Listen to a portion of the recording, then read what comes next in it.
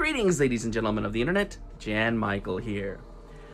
Anybody else find it odd that despite Dune Part 2 being more liked than the first, getting better scores than the first, it's still doing worse at the Oscars and in general just this award season?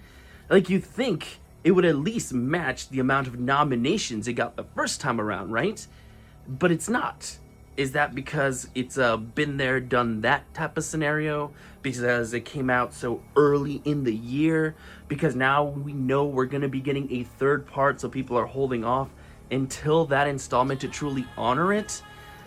I don't know. And it has no bearing with today's review. I just thought it was odd and just had to share my thoughts there. So, here's my review of Dune Part 2.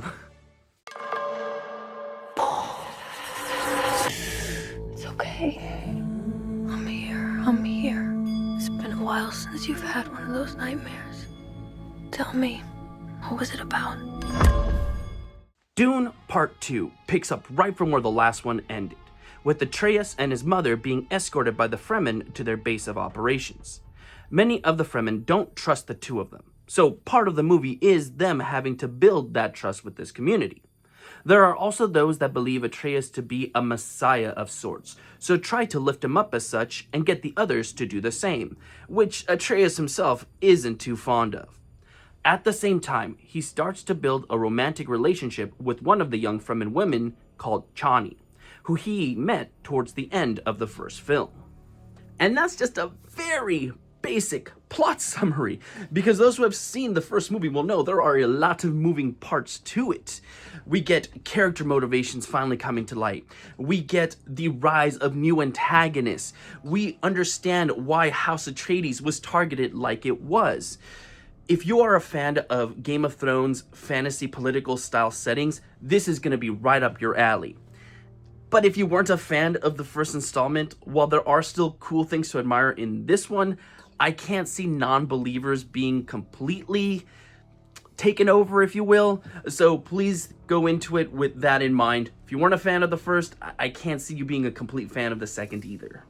Amongst the new players this time around, hands down, the most impressive is Austin Butler as Feyd-Rautha, who is the nephew of Baron Vladimir, the main antagonist of the first film, who does continue to be a threat in this installment as well. Austin brings this psychotic energy to the role that makes his character one that you are constantly on the edge around.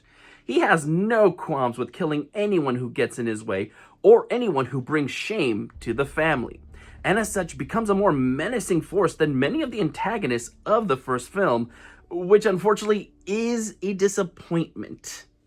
I was hoping to see the Baron or Dave Bautista's character from the first one truly rise as these incredibly dangerous forces that the first film was building them up to be. They're there, but they are severely underwhelming compared to some of the other antagonists in the film. And that is a shame, as now that I'm thinking about it, I can't remember a lot of the actions of those two characters. Well, kind of. I do remember Dave's character being pretty pathetic in this installment, to the point that I felt sorry for him just because everything he did would go wrong. So I don't know if that was intentional, but kudos to that for making me feel bad for the antagonist. If you're here for the action, there are plenty of moments that are going to stick out to you, including a visually great Colosseum battle, an exciting final confrontation, and of course, the thing that the marketing was promoting the hell out of, the sandworm riding scene. This could have so easily backfired, and director Denis Villeneuve must have asked himself, how do I make riding a giant CGI worm look believable? And props to him, because he managed to pull it off. Can you imagine if this was the final result of the film?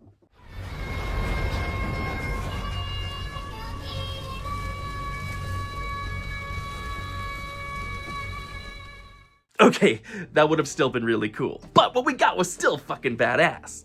And to further throw flowers at Denis, please keep in mind that this book series was said to be unfilmable. So for him to actually manage to make it as great as it is a huge accomplishment. It's so sad that once again he was denied a directing Oscar nomination, because this is a directing feat. To film something that was said to be unfilmable, I just don't understand how the Academy can do that to him. One of the best things he does is he doesn't hold your hand.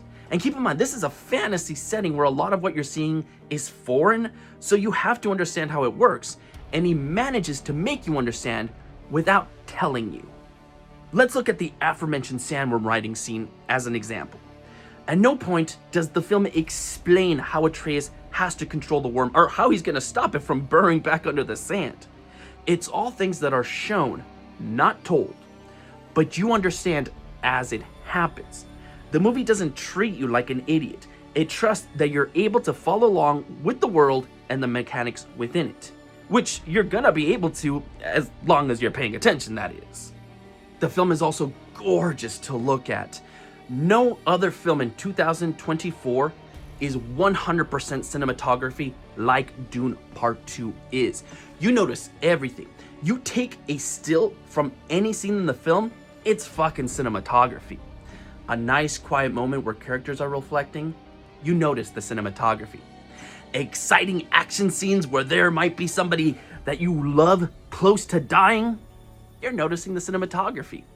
Christopher Walken, cinema-fucking-tography. It's the taste adults can see.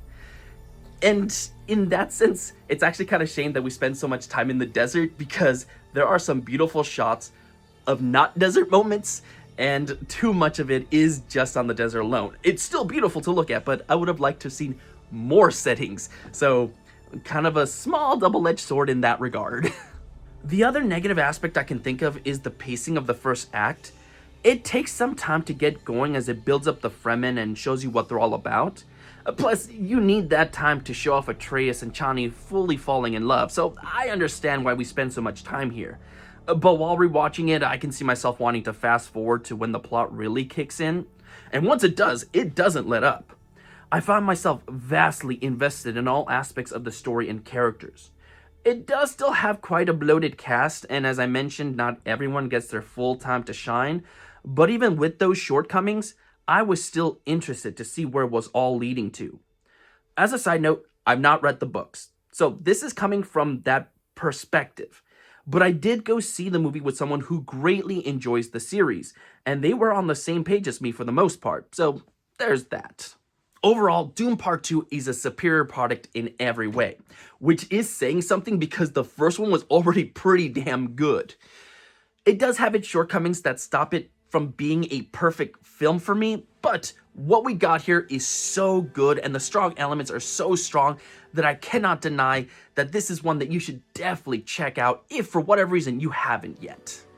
Consider me hooked on that sweet, sweet space sand, because I give Dune Part 2 a 4.5 out of 5, with a recommendation to either see it or buy it. If you own the first one, this is an easy buy. You'll want it in your collection, and I can see people wanting to marathon both once they do. If you liked the first but didn't feel compelled to buy it, at least give this one a watch. Who knows, you may be tempted to buy both now that this portion of the story is complete.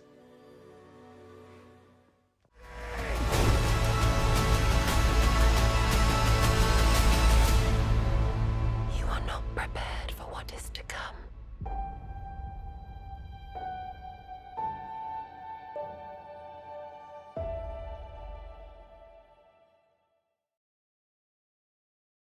And with this review done, I'm now halfway complete with the Best Picture nominees. And 4.5 out of 5 films in a row? Now we're really cooking. I can't wait for tomorrow. I'm sure that one's gonna be just as amazing, right? Well, I guess I better go get ready for that nonsense. Until then, everybody, like always, stay safe out there, stay off the space drugs, and have a good one.